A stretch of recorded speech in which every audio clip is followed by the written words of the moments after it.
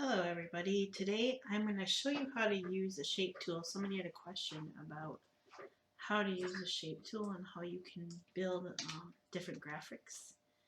I do have the designer edition, so that's might be different than what you have. I like the designer edition because we have lots of options.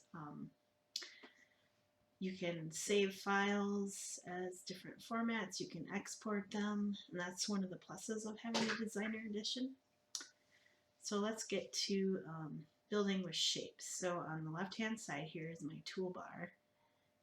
You have these shape tools, and then you have these shape tools. What you also have here is your points, where you can edit your points. And I'm going to show you here. I'm going to draw a rectangle here.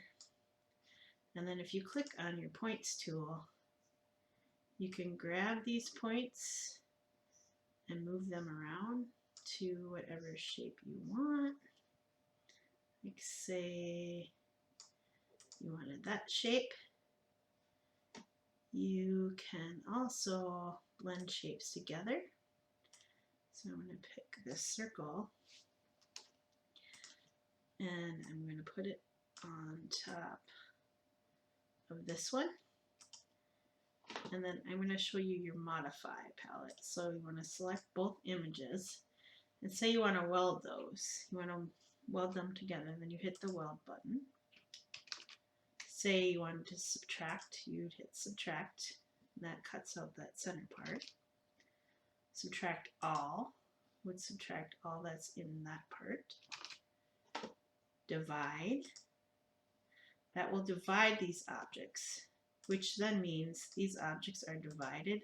So after you do that, you can go in and separate them.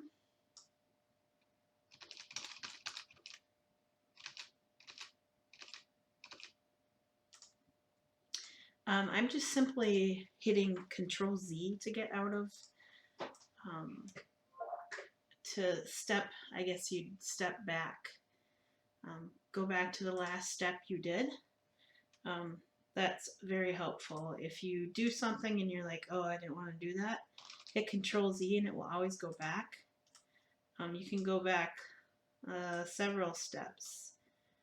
So say you do a whole bunch of stuff, and if you just hit Control Z, it will go back to your previous step. Now, say you went back to your previous step, then you wanted to go back. So say, for instance, I weld these, and I'm like, oh, I don't want to weld those. And then you hit Control Z, you're like, oh crap, maybe I do want to weld those, and you hit Control Shift Z,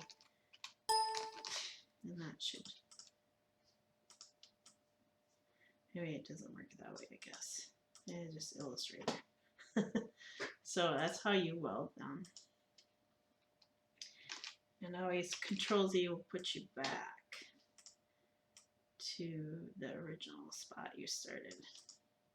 Sometimes I mess up Silhouette Studio with Adobe Illustrator because I work in that a lot too. So that is how you use Modify palette. You can also crop and intersect. Now, compound path is if we wanted to join these two paths together. So you make them, and now they are one compound path. Sometimes you'll download a SVG file and it already will be a compound path, or it might be grouped. So what you do now it's a compound path, and you release the compound path. Then you can move these objects around. When it is a compound path, they move together. They're more or less grouped. You can also detach lines. So I'm going to release compound path, and then I'm going to detach lines.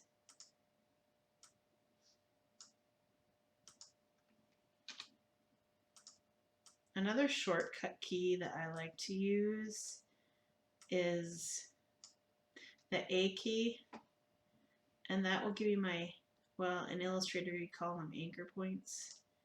And here I'm not quite sure what they call them. But say you have something in, it's a SVG file and you just wanted to edit it a little bit. You can grab each individual point and edit it,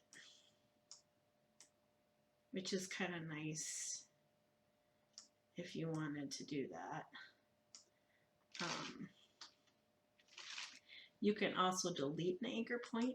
Nice. Hit that button and then hit delete and it will delete it.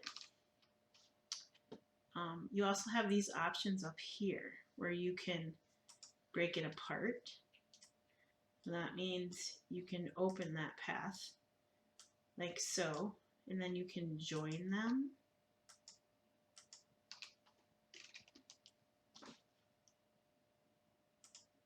Let's see.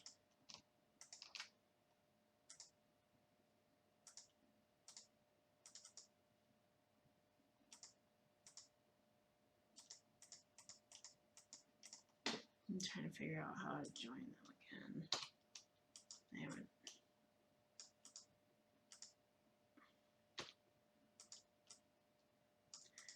Okay, so you basically, when you join them, you just put them, let's break this again. I'm going to break the path and I can move it around. And to rejoin it, I just lock it back up with that circle. And then it becomes a complete path that I can work with. And you also have these handles on the path that you can edit some more and say you want more of a curve versus, you know, a geometric shape. You can also add a curve. Now this is kind of quick and not very in-depth. However, I hope this helps you edit your files in Silhouette Studio.